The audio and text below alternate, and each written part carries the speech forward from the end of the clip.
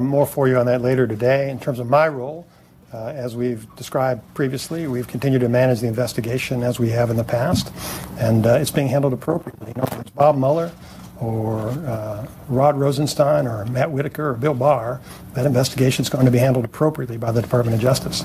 Maura.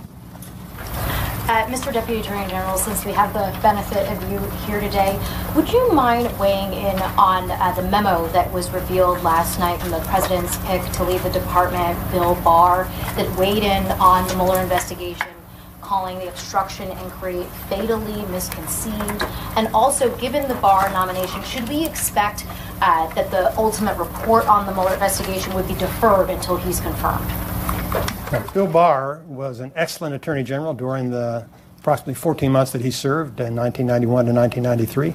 Bill Barr will be an outstanding Attorney General when he's confirmed next year. The memo that you may reference to reflects Mr. Barr's personal opinion. He shared his personal opinion with the department. Lots of people offer opinions to the Department of Justice, but they don't influence our own decision making. We have very experienced lawyers.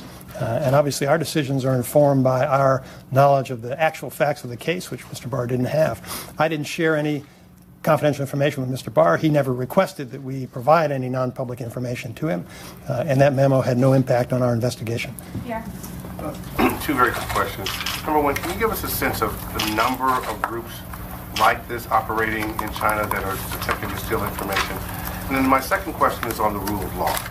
The President of the United States tweeted a photograph with you behind bars. He talked about a cooperating witness as being a rat.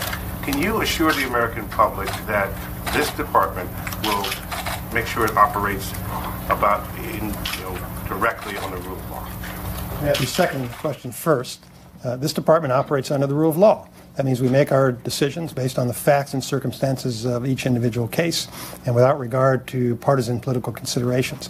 On the first question, I think it's important for people to understand this group is referred to as APT-10, Advanced Persistent Threat 10.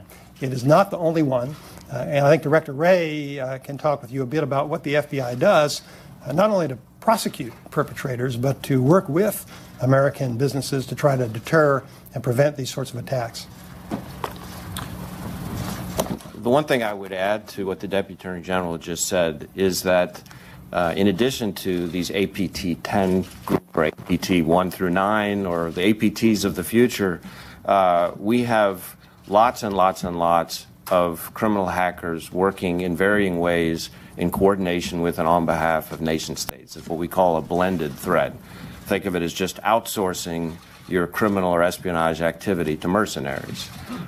China's not the only country that we've seen do it, but people in this country need, and around the world, need to understand that China is the most active and aggressive in this space. And so it's not just Chinese officials with epaulets on their uniforms. These are state-owned enterprises, ostensibly private companies, hackers of all shapes and sizes, researchers, businessmen. People working for a variety of reasons, some witting, some unwitting, on behalf of the Chinese government. And it's a very serious threat that this country needs to take very seriously. Mr. Deputy Attorney General, what do you say to critics who argue the Justice Department is being used for political purposes at a time of heightened tension between the U.S. and China, especially when you have the President coming out and signaling that he may be willing to interfere with your extradition efforts in a separate case? Well, first of all, what I say to critics is we're always going to have critics, no matter what we do and what we tell our people and what Director Wray and U.S. Attorney Berman and Assistant Attorney General Demers and all of our officials in the Department of Justice understand is that we have a responsibility to do our job.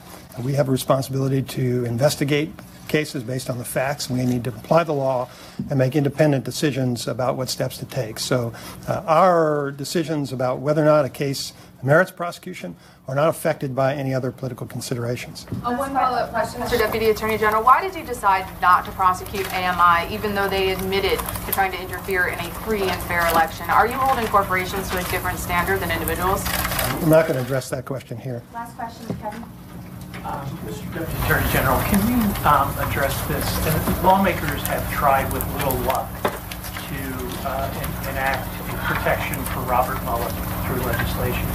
Do you believe that protection is necessary, or do you believe that his investigation is under threat? The investigation is being conducted in accordance with the Department of Regulation, and nothing anybody says is going to affect that. So I believe that that investigation is being handled appropriately under the existing Department of Regulations. Thank you very much. Hey guys, like I said,